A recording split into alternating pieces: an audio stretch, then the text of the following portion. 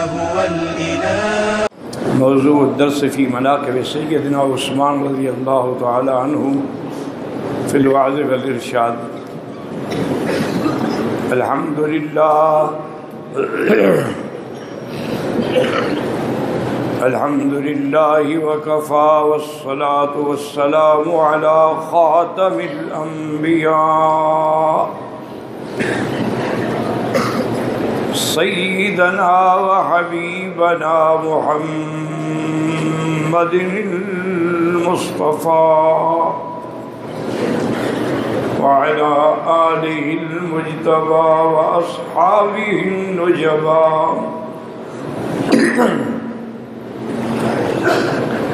اللهم صل على سيدنا محمد النبي الأمي الهاشمي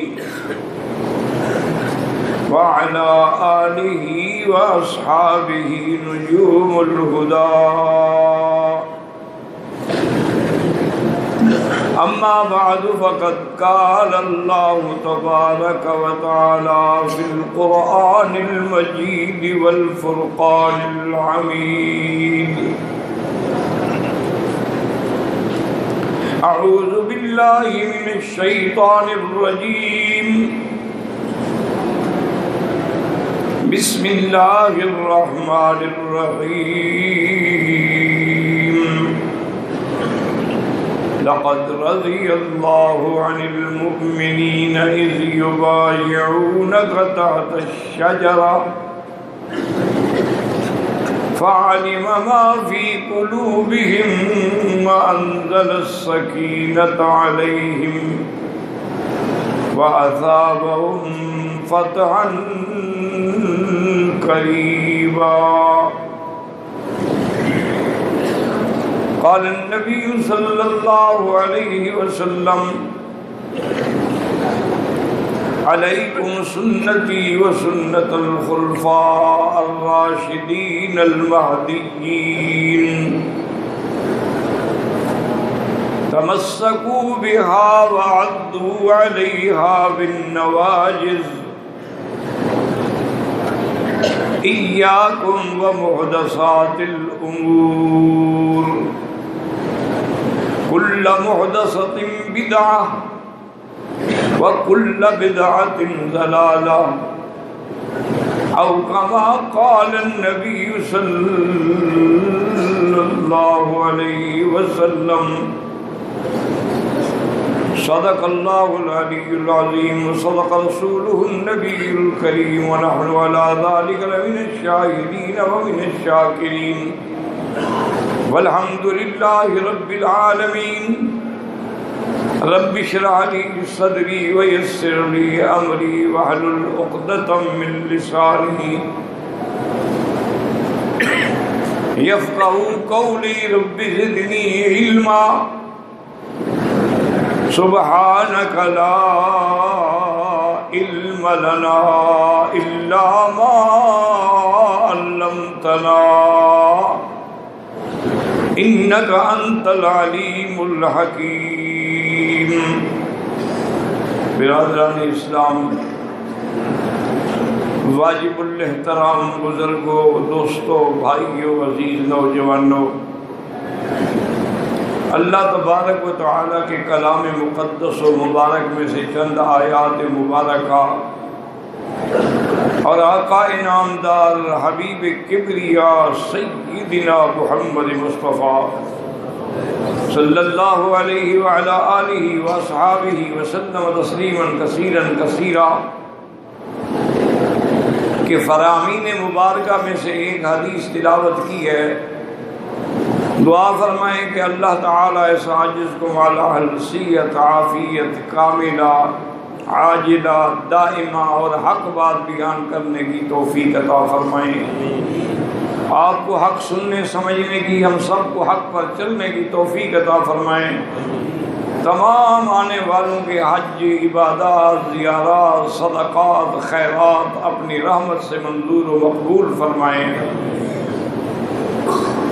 میں نے آج کے درس میں جو آیت مبارک تلاوت کی ہے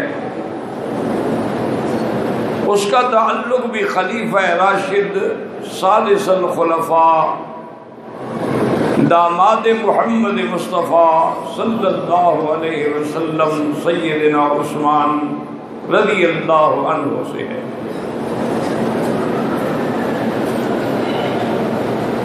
اللہ تبارک و تعالی نے جیسے آسمان پہ لاکھوں کروڑوں اللہ اعلم کتنے فرشتے ہیں، ان کا عدد اللہ کے سوا کوئی نہیں جانتا۔ وَمَا يَعْلَمُ جُنُودَ رَبِّكَ إِلَّا هُوَ، میرا مدنی اللہ کا لشکر جو ہے وہ اللہ کے سوا کوئی نہیں جانتا۔ لیکن خدا کی شان یہ ہے کہ ان سب میں سے اللہ نے 4 ملائکہ کو فضیلت دی، جن میں جبرائیل، میکائیل، اسرافیل اور عزرائیل، یعنی ان 4 ملائکہ کو اللہ نے ان کا سردار بنایا۔ پھر 4 میں سب کا سردار حضرت جبریل کو بنایا۔ اسی طرح حضور صلی اللہ علیہ وسلم کے لاکھوں صحابہ میں سے اللہ نے ان 4 کو چن لیا ہے، جو خلفاء راشدین ہیں، سیدنا ابو بکر ہیں، سیدنا عمر، سیدنا عثمان، سیدنا علی رضوان اللہ علیہم اجمعین۔ یہ خلفاء راشدین، ان کے طریقے کو حضور پاک نے اپنا طریقہ قرار دیا کہ میری سنت اور میرے خلفاء راشدین کی سنت کو مضبوطی سے پکڑ۔ یہ اللہ کی شان ہے۔ اور اسی طرح دیکھیں کہ دنیا میں کتنے فقہا، کتنے مجتہدین، کتنے محدثین گزرے ہیں، لیکن اللہ نے 4 کو چن لیا، امام ابو حنیفہ، امام مالک، امام شافعی، امام احمد بن حنبل رحمہ اللہ تعالی علیہ اجمعین، اور کسی 5ویں امام کی کوئی فقہ نہیں ہے۔ یہ اللہ کی شان ہے۔ تو سیدنا عثمان رضی اللہ تعالی عنہ جو ہیں، یہ تجارتی سفر میں گئے تھے۔ رات کو انہوں نے خواب دیکھا کہ کوئی آدمی اسے خواب میں کہتے ہیں کہ عثمان تم بڑا خوش نصیب ہے کہ آج سرزمین حرم میں محمد مصطفیٰ صلی اللہ علیہ وسلم کی نبوت کا دور ہے اور تم ان کا ساتھی بنے گا۔ سیدنا عثمان حیران رہے۔ سفر کر کے جب واپس آئے، سیدنا ابو بکر صدیق رضی اللہ تعالی عنہ ان کو ملنے کے لیے گئے اور اسلام کی دعوت دی کہ عثمان مسلمان ہو جاؤ، اسلام میں داخل ہو جاؤ۔ ابھی آپ یہ دونوں باتیں کر رہے تھے کہ حضور پاک بھی تشریف لے آئے۔ حضور نے بھی فرمایا کہ عثمان کیا سوچ رہے ہیں، کس تردد میں ہو؟ انہوں نے کہا حضور میں نے تو خواب دیکھا ہے، میں تو پہلے بھی اسی مسئلے کے لیے تیار بیٹھا تھا، یہ تو میری خوش نصیبی ہے کہ دعوت دینے والا ابو بکر ہے اور پھر حضور خود بھی تشریف لائے ہیں۔ تو حضور کے ہاتھ پہ انہوں نے کلمہ پڑھا، اسلام داخل ہوئے اور سابقون الاولون میں آ گئے۔ اللہ کی شان ہے کہ سیدنا عثمان رضی اللہ تعالی عنہ کو بھی اسلام کے لیے بڑی تکلیفیں اٹھانی پڑی، ورنہ سیدنا عثمان جو ہے حضور کے رشتہ دار بھی ہیں۔ ان کی والدہ جو ہے اس کا نام بی بی اروا ہے، وہ حضور کی پھپھی جو تھی خولہ بنت الحکیم، اس کی وہ نواسی ہے، اور ویسے بھی اعلیٰ نسب میں بھی جا کے حضور صلی اللہ علیہ وسلم سے علاقہ بنتا ہے۔ حضرت عثمان پر بھی کفار نے مظالم کی انتہا کر دی، حتیٰ کہ آپ کے چاچا تھے، حقیقی چاچا، وہ بھی حضرت عثمان کو کئی دن تک بند رکھتے، بھوکا پیاسا رکھتے کہ اسلام چھوڑ دو، لیکن حضرت عثمان قائم رہے۔ اور کئی دفعہ تو اس چاچے نے ظلم کیا کہ چٹائی میں لپیٹ کے ان کو باندھ دیتے، پھر ان کو دھواں دیتے، نعوذ باللہ، ان کا سانس رک جاتا، وہ تڑپتے رہتے لیکن وہ رحم نہیں کرتے۔ لیکن اللہ تبارک و تعالیٰ نے سیدنا عثمان کے لیے بھی عظیم یعنی رحمتیں، عظیم شان لکھا ہے آپ کا کہ سیدنا عثمان جو ہیں یہ ذوالہجرتین بھی ہیں، ذوالنورین بھی ہیں، ذوالشراکتین بھی ہیں اور ذوالبشارتین بھی ہیں. یہ اور کسی صحابی کو یہ مقام نہیں ملا.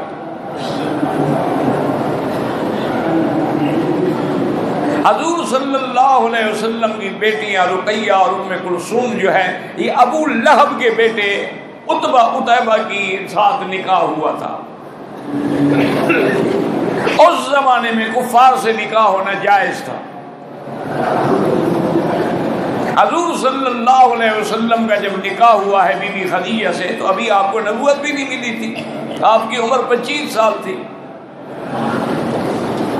لیکن اس دور میں بھی باقاعدہ نکاح ہوتا تھا اور باقاعدہ خطبہ پڑھایا جاتا تھا اور باقاعدہ گواہ ہوتے تھے.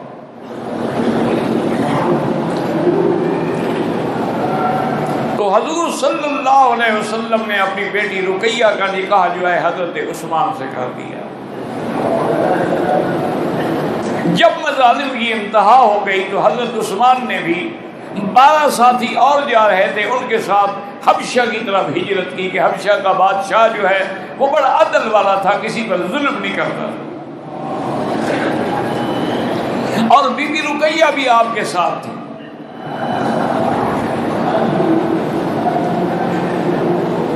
اس کے بعد کچھ عرصے کے بعد جو مسلمان حبشہ میں گئے تھے ان کو اطلاع ملی کہ مکے والے جو ہیں وہ مسلمان ہو گئے ہیں اور حضور کے ساتھ ان کے حالات ٹھیک ہو گئے ہیں.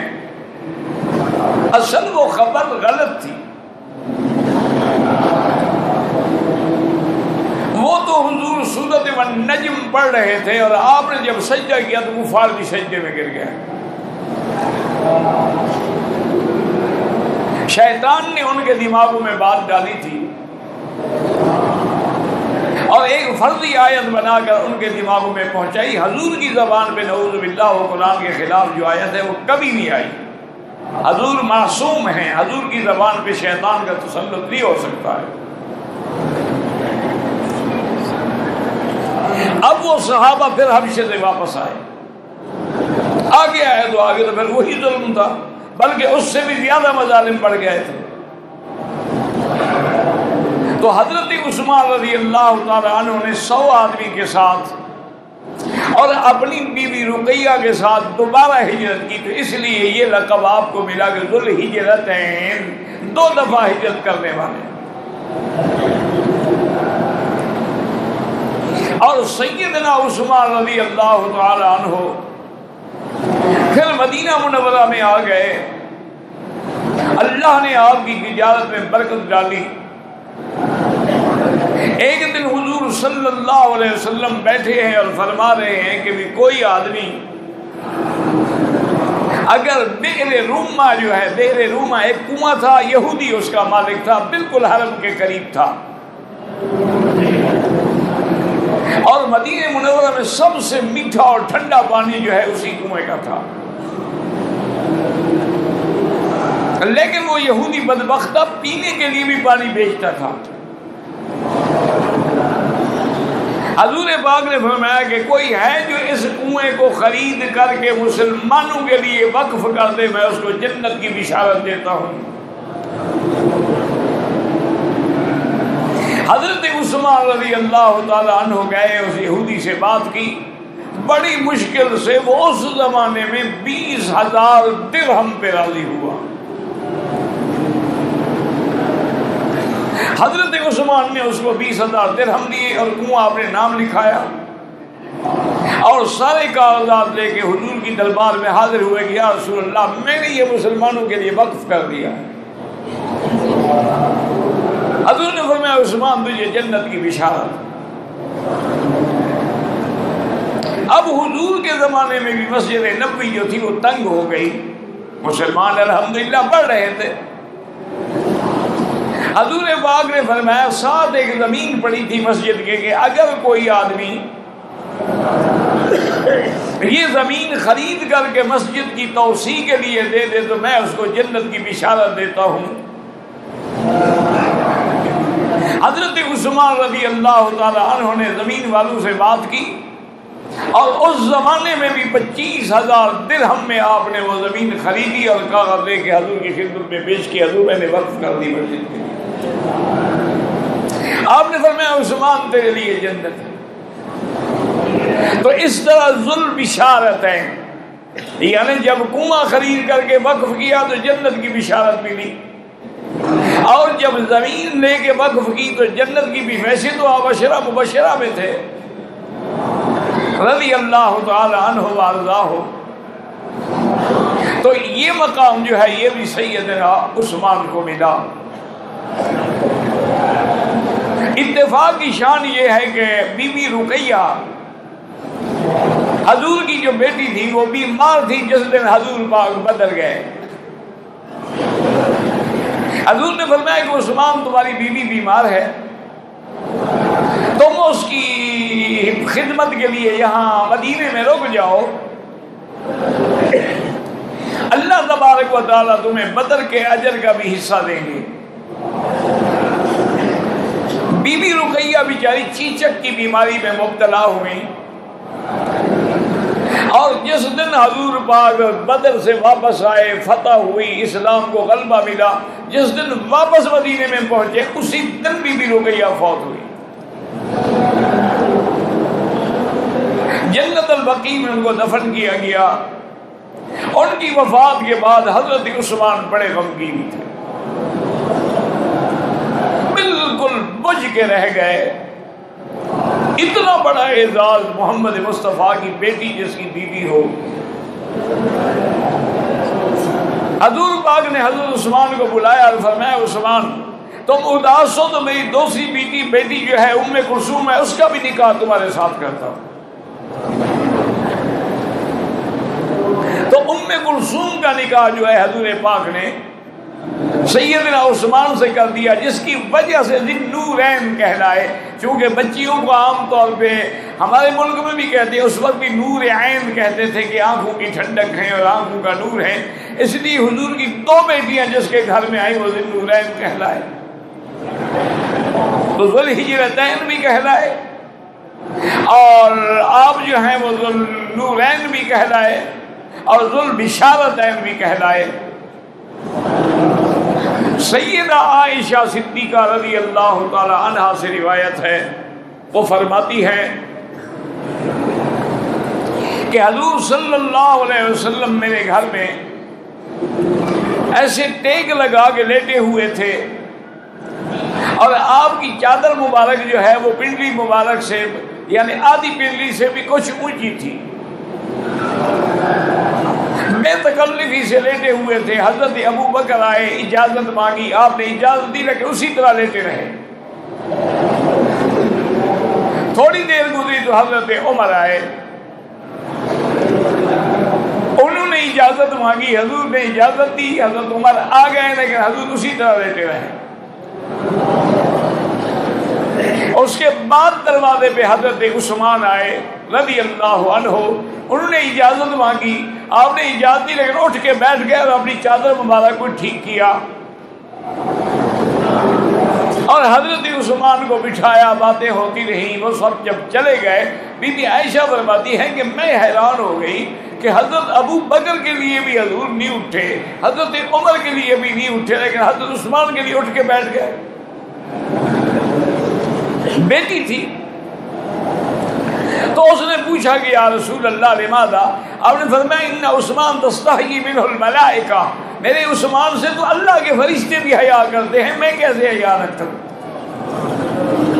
اور میرا عثمان اتنا با حیا ہے کہ اگر میں اٹھ کے نہ بیٹھتا تو وہ بیٹھ نہ سکتا۔ اور سیدنا عثمان نے ساری زندگی کبھی کسی غیر محرم عورت پہ نظر نہیں ڈالی، ہمیشہ اپنی نظروں کو نیچے رکھا، اور اللہ نے آپ کو یہ عزت و عظمت بخشی۔ اب حضور صلی اللہ علیہ وسلم کی سب سے چھوٹی بیٹی جو ہے سیدہ فاطمہ الزہرا، کیونکہ حضور کی 4 بیٹیاں تھیں، بی بی زینب رقیہ ام کلثوم اور سیدہ فاطمہ الزہرا، دو بیٹیاں حضور نے حضرت عثمان کو دی، اور بی بی زینب کا نکاح جو ہے حضرت عمرو بن العاص سے ہوا تھا کفر کے زمانے میں۔ اللہ کی شان یہ ہے کہ بی بی صاحبہ تو ہجرت کر کے مدینے آ گئی اور عمرو بن العاص پیچھے رہ گئے،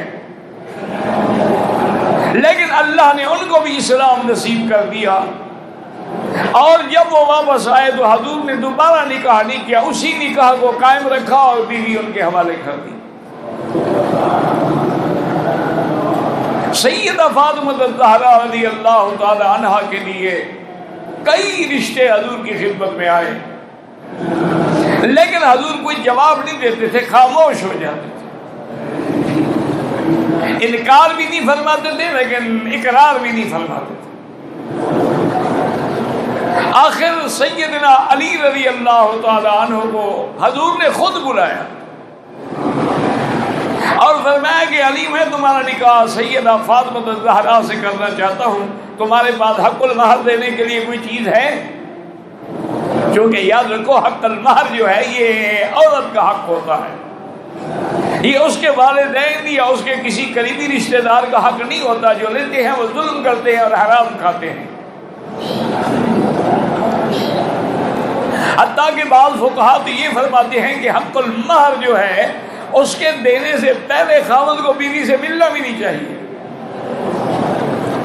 اور یہاں عرب میں ماشاءاللہ بڑا اچھا رواج ہے، چونکہ یہاں تو اسلامی سلطنت ہے، اسلامی حکومت ہے، یہاں جب رشتہ طے ہوتا ہے تو نکاح والے دن ہی حق المہر جو ہے اس کو پہنچا دی جاتی ہے، اور وہ حق المہر بالکل اس عورت کو دی جاتی ہے جس سے نکاح ہو رہا ہے۔ اب اس کے والدین جو ہیں اس کی حق المہر اور اپنی طرف سے بھی پیسے ملا کے اس کے لیے جہیز بنا کے اس کو دے دیتے ہیں۔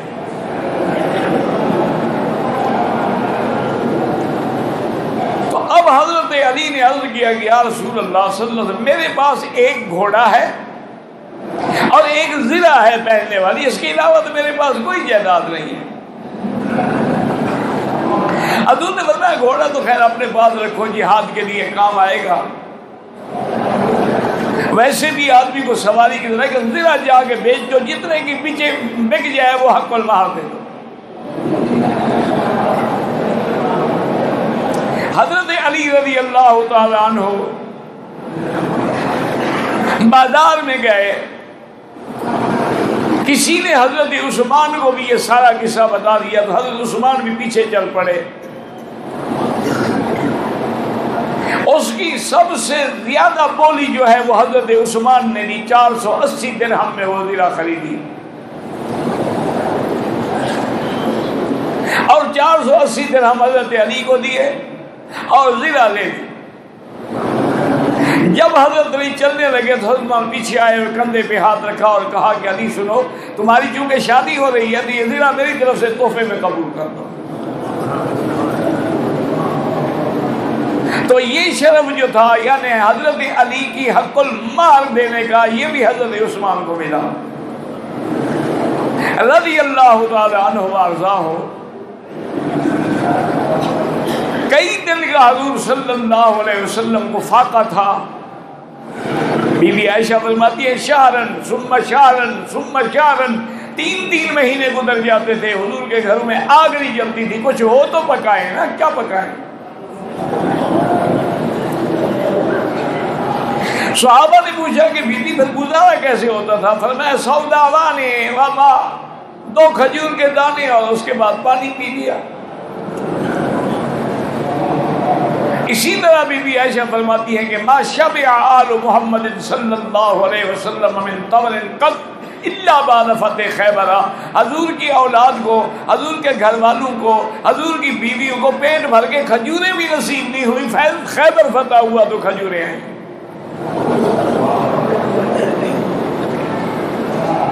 بی بی عائشہ فرماتی ہے کہ حضور صلی اللہ علیہ وسلم پر فاقے کی وجہ سے اثر تھا، گھر میں آئے، پوچھا حل عندک شیء، کچھ ہے گھر میں؟ نے کہا اللہ کے نام کے سوا کچھ بھی نہیں۔ حضور واپس چلے گئے۔ پھر کچھ دیر کے بعد تشریف لائے، فرمایا کوئی چیز ہے گھر میں؟ میں نے عرض کیا حضور کچھ بھی نہیں۔ حضور واپس چلے گئے۔ کسی نے سیدنا عثمان کو جا کے خبر دی کہ حضور کے فاقے کا یہ عالم ہے اور گھر میں کچھ نہیں ہے، تو فوراً حضرت عثمان نے اپنے خادموں کو بلایا، اور اس کے بعد یہ ہے کہ آٹے کی بوری اور جو کی بوری اور گندم کی بوری اور ایک بکری باقاعدہ بھنی ہوئی، اس کو مشوی کر کے سارا سامان لے کے اور 400 درہم ایک سرہ میں یعنی ایک تھیلی میں ڈال کے دروازے پہ آئے۔ بی بی عائشہ سے کہا کہ یہ ساری چیزیں جو ہیں حضور کے لیے ہیں، اور خدا کے لیے جب ایسی کوئی گھڑی آئے تو مجھے بتایا کرو۔ بی بی عائشہ فرماتی ہیں کہ جب حضور آئے پھر تو خوشبو آ رہی تھی، بکرا بھونا ہوا رکھا ہوا تھا۔ حضور نے فرمایا یہ کیا ہے؟ میں نے کہا یہ عثمان نے دیا ہے، ایک بوری گندم کی ہے، ایک بوری جو کی ہے، اور اسی طریقے سے یہ بھونا ہوا ہے، اور 400 درہم بھی ہے جو سرہ میں ہے۔ بی بی عائشہ فرماتی ہے کہ حضور بھوک کے باوجود آپ کھانے پہ نہیں بیٹھے بلکہ مسجد میں تشریف لے گئے۔ میں حیران ہو گئی کہ اتنے دن سے حضور صلی اللہ علیہ وسلم فاقے سے ہیں، اور آج اللہ نے نعمت بھی بھیج دی ہے، پھر بھی آپ مسجد میں گئے۔ میں بھی ساتھ مسجد تو ساتھ تھی نا حجرے کے، تو حضور نے ہاتھ اٹھائے ہوئے ہیں اور کہہ رہے ہیں کہ یا اللہ انی رضیت عن عثمان فرضان ہو، میں عثمان سے راضی ہو گیا، تو بھی راضی ہو۔ یہ مقام بھی حضرت عثمان کو ملا۔ اور اسی طرح مدینہ منورہ میں قحط پڑ گئی، کھانے کو کچھ نہیں مل رہا تھا۔ حضرت عثمان رضی اللہ تعالیٰ عنہ کی تجارت کا سامان جو ہے وہ شام سے آیا، 100 اونٹ میں سامان لدا ہوا تھا۔ ابھی وہ سامان نہیں پہنچا کہ مدینے کے تاجر اکٹھے ہو کے حضرت عثمان کے پاس آئے۔ انہوں نے کہا عثمان اس مال کی کتنی قیمت لوگے؟ حضرت عثمان نے فرمایا کہ تم تاجر لوگ ہو، تم بتاؤ۔ انہوں نے کہا کہ ہم اتنا دیں گے۔ اس نے کہا نہیں، مجھے اس سے زیادہ ملا ہے۔ انہوں نے کہا چلو ہم اس سے دگنا کر دیتے ہیں۔ انہوں نے فرمایا نہیں، مجھے اس سے بھی زیادہ مل رہا ہے۔ وہ تاجر بڑھاتے گئے 5 گنا قیمت کر دی۔ حضرت عثمان نے کہا بھی مجھے اس سے زیادہ مل رہا ہے، میں اپنا نقصان کیسے کر سکتا ہوں؟ انہوں نے کہا حضرت کون ہے مدینے کا بڑا تاجر جو ہم سے بھی زیادہ آپ کو دے رہا ہے؟ انہوں نے کہا تاجر نہیں، میں نے اللہ کو یہ مال دے دیا ہے، اور اس کا فرمان ہے کہ من جاء بالحسنۃ فلہ عشر امثالھا، ایک کا 10 گنا ملتا ہے، تو تم تو 5 گنا تک آئے تھے نا۔ اور حضرت عثمان نے حکم دیا کہ جب وہ مال پہنچ جائے فقراء مدینہ میں سارا تقسیم کر دیا جائے۔ سارا مال تقسیم ہو گیا۔ آپ نے فرمایا وہ بوریاں اور باردانہ اور جو چیزیں وہ بھی تقسیم کر دے غریبوں میں، وہ بھی تقسیم ہو گیا۔ اس کے بعد آپ نے حکم دیا کہ 100 اونٹ ذبح کر کے گوشت بھی مدینے والوں میں تقسیم کر دو۔ تو یہ شرف جو تھا یہ بھی سیدنا عثمان رضی اللہ تعالیٰ عنہ کو ملا کہ آپ کا مال جو تھا وہ ہر وقت مسلمانوں کی خدمت کے لیے گویا کہ وقف ہوتا تھا، اور اللہ نے آپ کو برکتیں بھی اتنی دی تھی کہ جس کا کوئی تصور بھی نہیں کر سکتا۔ حضور صلی اللہ علیہ وسلم جب وہ عمرے کے لیے مدینہ منورہ سے 1500 صحابہ کے ساتھ تشریف لے آئے، سب نے احرام باندھا ہوا ہے، عمرے کی نیت ہے، لیکن کافروں نے رکاوٹ ڈالنی شروع کی۔ اسی لیے حضور اصل راستے سے ہٹتے گئے تاکہ کسی طریقے سے ہم حدود حرم میں داخل ہو جائے تو پھر کافر شاید حیا کر لیں، ورنہ حضور کا یہ راستہ تو نہیں تھا نا جدے والا۔ حضور تو سیدھے آتے نا، یوں آتے جیسے کہ آج کل مدینے کی سڑک جا رہی ہے، لیکن حضور آمدن پیچھے ہوتے گئے تاکہ کافروں کو پتہ نہ لگے، ہم آہستہ آہستہ کسی نہ کسی شکل میں حدود حرم میں داخل ہو جائیں۔ جب حدود حرم میں داخل ہو جائیں گے تو پھر چاہے کافر ہیں، مشرک ہیں، لیکن وہ بھی جانتے ہیں کہ من دخلہ کان آمنا، حرم میں آنے والے کے لیے امان ہے۔ لیکن ابھی خدا کی شان ہے کہ بالکل حرم کی بارڈر کے قریب پہنچے حدیبیہ میں تو کافر نے روک دیا۔ حضور صلی اللہ علیہ وسلم رک گئے، کافروں نے اپنے سردار بھیجے، انہوں نے کہا حضور نے فرمایا ابھی لحاظ کرو، دیکھ لو سب ہم احرام کے ساتھ ہیں، ہمارے پاس کوئی ہتھیار نہیں ہے اور جانور بھی ہم قربانی کرنے کے لیے ساتھ لے آئے ہیں، ہمیں صرف عمرے کی جاؤ۔ انہوں نے کہا جی چونکہ آپ نے ہم سے پوچھا ہی نہیں ہے، بغیر پوچھے آ گئے ہیں، تو یہ ہمارے لیے بہت بڑی سبکی ہوگی کہ اللہ کا نبی 1500 کا لشکر لے کے آیا، عمرہ کر کے چلا گیا اور تم روک بھی نہیں سکے ہو۔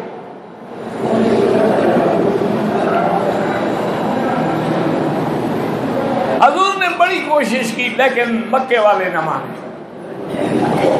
حضور پاک نے حضرت عمر کو بلایا رضی اللہ عنہ اور فرمایا کہ عمر تم جاؤ مکے، اکیلے مکے جاؤ اور وہاں کے سرداروں سے بات کرو کہ کوئی عقل کرو، ہم کوئی لڑنے تو نہیں آئے ہیں۔ حضرت عمر نے کہا یا رسول اللہ میرے جانے سے کام بگڑ تو سکتا ہے، بن نہیں سکتا۔ حضرت وہ کہتے ہیں کہ حضور عمر کے تو نام سے کفر جلتا ہے، اور آج بھی عمر کے نام سے کفر جلتا ہے۔ خدا کی شان دیکھیں۔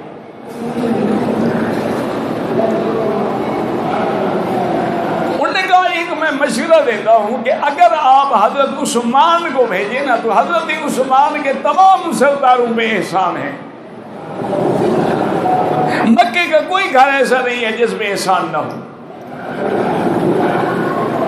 حضرت عثمان کا کوئی شرم کر جائے تو کر جائے، ورنہ حضور میں تو حاضر ہوں، جانے کے لیے بھی تیار ہوں،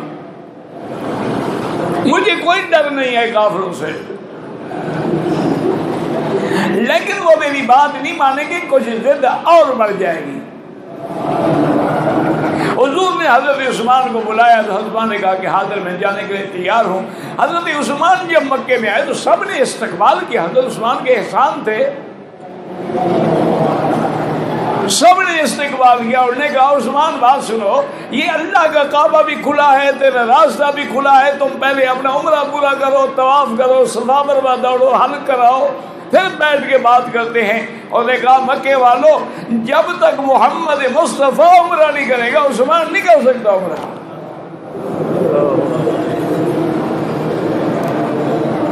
انہوں نے کہا تم آ چکے ہو کعبہ سے، انہوں نے کہا جس نے ہمیں کعبہ دکھایا سمجھایا، جب وہ عمرہ نہ کرے میں کیسے عمرہ کر دوں؟ پہلے بھی تو ہم اسی کعبے میں رہتے تھے نا۔ انہوں نے کہا بالکل۔ تو حضرت عثمان نے کہا کہ پھر مہربانی کرو، تم ایک دفعہ ایک دن کے لیے صرف اجازت دے دو کہ حضور پاک آ کے عمرہ کر لیں۔ انہوں نے کہا یہ ناممکن بات، ہم اجازت نہیں دے سکتے۔ اللہ کی شان ہے کہ کسی نے جا کے ایک غلط خبر پہنچا دی، صحابہ میں غلط خبر پہنچی کہ مکے والوں نے حضرت عثمان کو شہید کر دیا۔ حضور جلال میں آ گئے، حضور نے آ کے درخت کے نیچے بیٹھے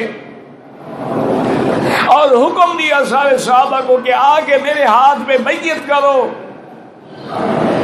یہ بیعت علی الجہاد بھی تھی، اور بعض علماء نے اس کو بیعت علی الموت بھی لکھا ہے کہ ہم شہید ہو جائیں گے جب تک کہ حضرت عثمان کا بدلہ نہ لیں۔ حضور صلی اللہ علیہ وسلم درخت کے نیچے بیٹھے ہیں،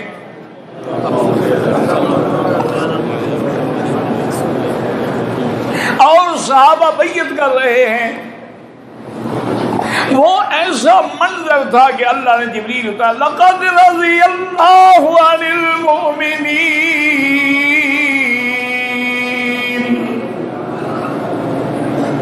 اذ یبایعونک تحت الشجرۃ فعلم ما فی قلوبہم وانزل السکینۃ علیہم وَأَثَابَهُمْ فَتْحًا قَرِيبًا۔ اللہ نے فرمایا میرا مدنی لقد لام ابتدائیہ قد حرف تحقیق ہے، اور رضی بھی ماضی کا صیغہ ہے کہ اللہ ان سے راضی ہو گیا۔ عن المؤمنین، ان ایمان والوں سے جو درخت کے نیچے تیرے ہاتھ میں بیعت کر رہے ہیں۔ اور دوسری آیت میں فرمایا کہ میرا مدنی ید اللہ فوق ایدیہم، ایک تیرا ہاتھ ہوتا ہے، ایک صحابی کا ہاتھ ہوتا ہے، ان پہ میرا ہاتھ ہے۔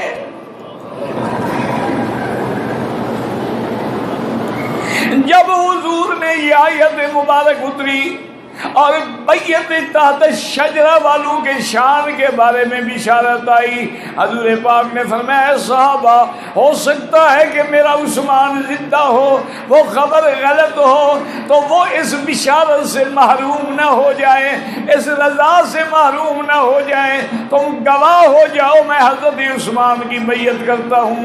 صحابہ حیران ہے کہ کیسے بیعت کرتے ہیں، عثمان تو موجود نہیں ہے۔ آپ نے فرمایا ہاذ ید عثمان وہذہ یدی، یہ میرا ہاتھ ہے، یہ میرے عثمان کا ہاتھ ہے، میں عثمان کی طرف سے بیعت کرتا ہوں۔ اللہ کے نبی نے اپنے ہاتھ کو عثمان کا ہاتھ قرار دیا۔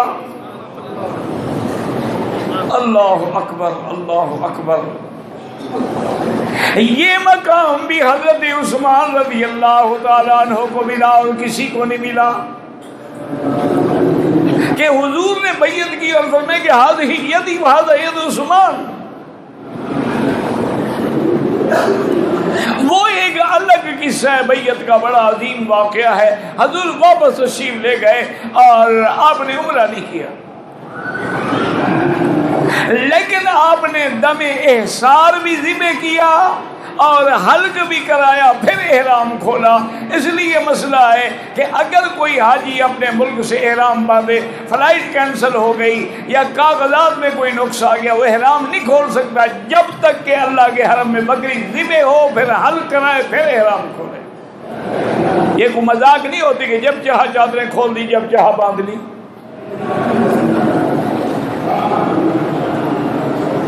اور وہ دم بھی مکے میں ذبح ہو،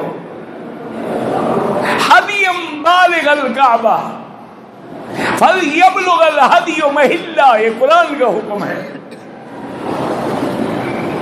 حضور واپس تشریف لے آئے مدینہ منورہ میں، اور اسی طرح جس دن جیش الاسرہ بھی کہتے ہیں اور غزوہ تبوک بھی کہتے ہیں،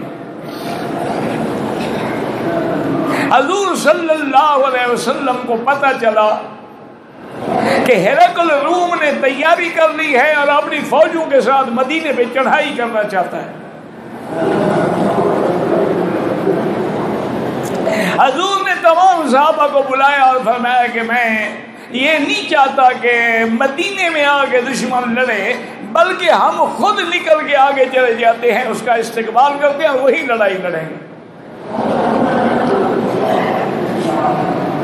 اور وہ زمانہ تنگ دستی کا تھا، فصل بھی نہیں تھا، کھجوریں بھی نہیں تھی، پیسہ بھی نہیں تھا۔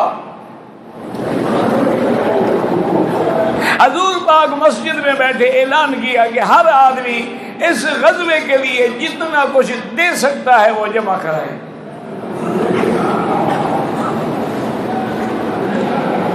یہ پہلا موقع ہے کہ حضرت عمر رضی اللہ تعالیٰ عنہ فرماتے ہیں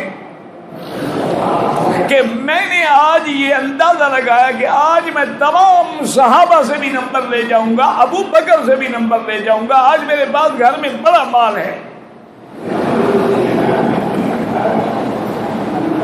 حضرت عمر نے یہ کیا کہ آدھا سامان جو تھا گھر میں رکھا اور آدھا حضور کے دربار میں لے آئے.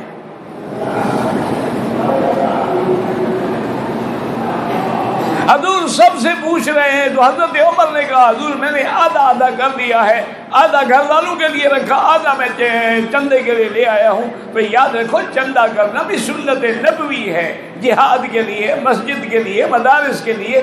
چندہ کرنا حرام نہیں, چندہ کر کے کھا جانا حرام ہے.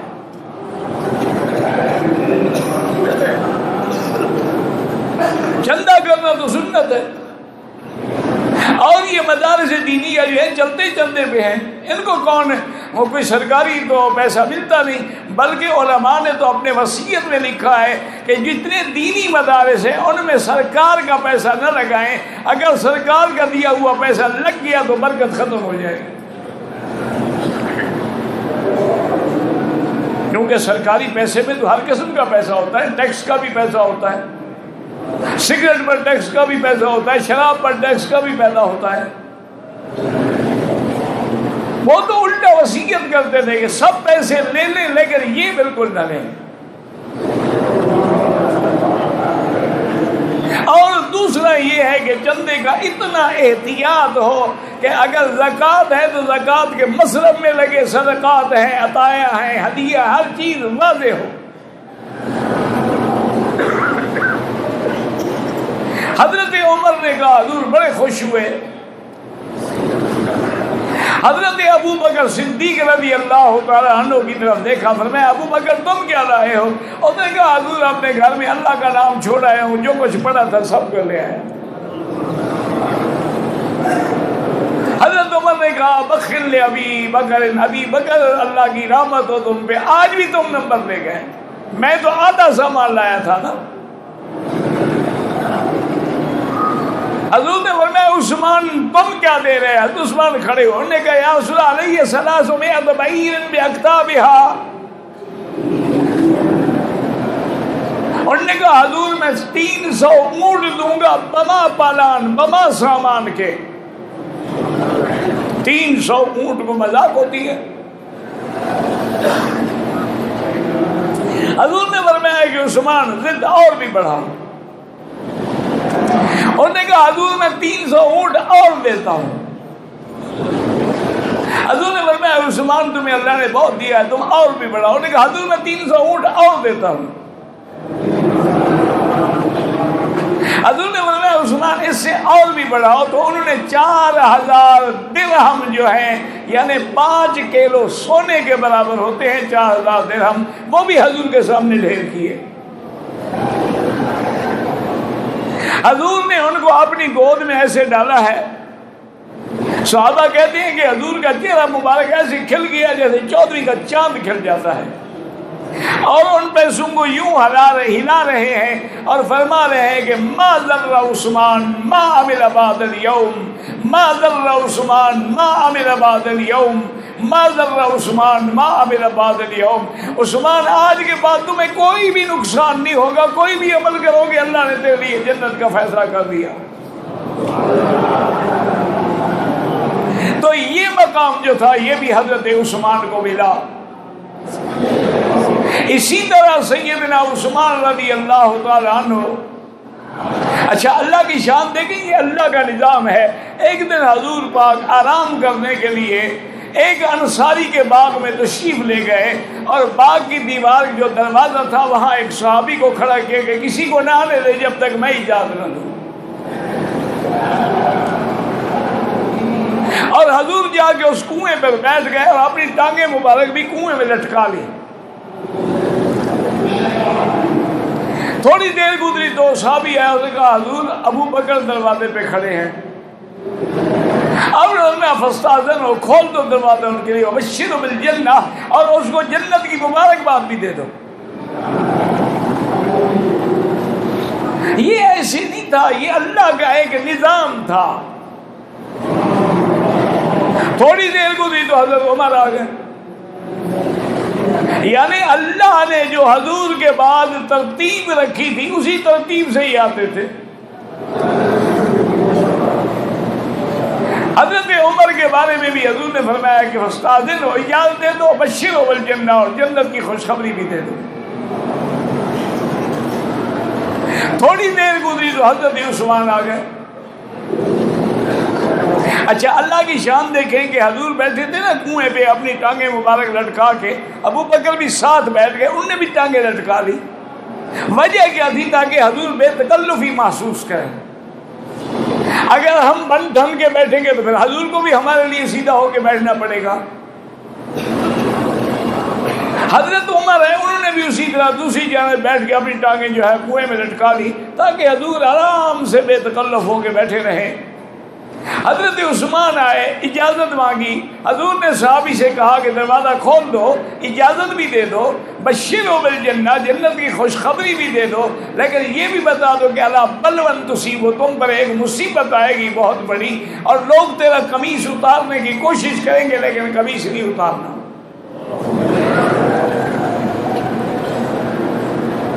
اب حضرت عثمان غنی رضی اللہ تعالیٰ عنہ جب آئے ہیں تو اس طرف میں کنویں پر کوئی جگہ خالی نہیں تھی، تو وہ سامنے بیٹھ گئے، دوسری جانب سامنے اسی طرح پاؤں لٹکا کے بیٹھ گئے۔ اللہ کی حکمت دیکھیں، جو کٹھے بیٹھے تھے وہ مزار میں بھی کٹھے رہے، اور جو سامنے بیٹھے تھے وہ جنت البقیع میں سامنے دفن ہوئے۔ یہ اللہ تعالیٰ کا نظام تھا کہ اللہ تبارک و تعالیٰ نے ان لوگوں کو حضور صلی اللہ علیہ وسلم کے لیے چن لیا تھا، کیونکہ حضور نے خود فرمایا ہے کہ ان اللہ اصطفانی، اللہ نے مجھے چن لیا، پھر نظر الی قلوب العباد، بندوں کے دلوں میں نظر ڈالی تو پھر میرے صحابہ کو بھی میرے لیے چن لیا، رضوان اللہ تعالی علیہم اجمعین۔ اور یہ لوگ تو وہ تھے نا جو سابقون الاولون میں تھے۔ اور ایک بات یاد رکھ لیں کہ قرآن پاک کی آیت مبارک ہے والسابقون الاولون من الانصار والذین اتبعوهم بإحسان رضی اللہ عنہم ورضوا عنہ۔ یاد رکھیں میرے بزرگوں، امام شافعی فرماتے ہیں کہ اس قرآن کی آیت میں اللہ نے 3 جماعتوں کا ذکر کیا ہے۔ ایک تو سابقون ہے جو مہاجرین ہے، اور دوسری جماعت انصار ہے جنہوں نے مدینہ مبارک میں صحابہ کا بھی اور حضور کا بھی استقبال کیا ہے۔ تو فرماتے تھے کہ بھائیو، نہ تو ہم مہاجرین میں شامل ہو سکتے ہیں نہ ہم انصار میں شامل ہو سکتے ہیں، اب صرف ایک جماعت باقی ہے، والذین اتبعوہم بإحسان، اور جن لوگوں نے خالص ان دونوں جماعتوں کی پیروی کی اللہ ان سے راضی ہو گیا۔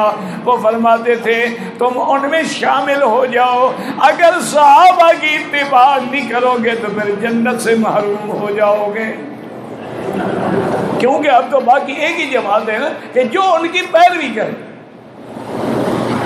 اسی طرح اللہ نے فرمایا وَمَن يُشَاقِقِ الرَّسُولَ مِن بَعْدِ مَا تَبَيَّنَ لَهُ الْهُدَى وَيَتَّبِعْ غَيْرَ سَبِيلِ الْمُؤْمِنِينَ نُوَلِّهِ مَا تَوَلَّى وَنُصْلِهِ جَهَنَّمَ۔ اللہ نے فرمایا جو میرے مدنی کے خلاف ہو یا مومنین کے رستے سے ہٹ جائے پھر اس کو جہنم میں جلایا جائے گا۔ اور مومنین کون ہے؟ اصحاب رسول اللہ۔ اللہ اعلم۔ الله ربنا هو الإله ما اصطفاه الواحد الحي كذا المليك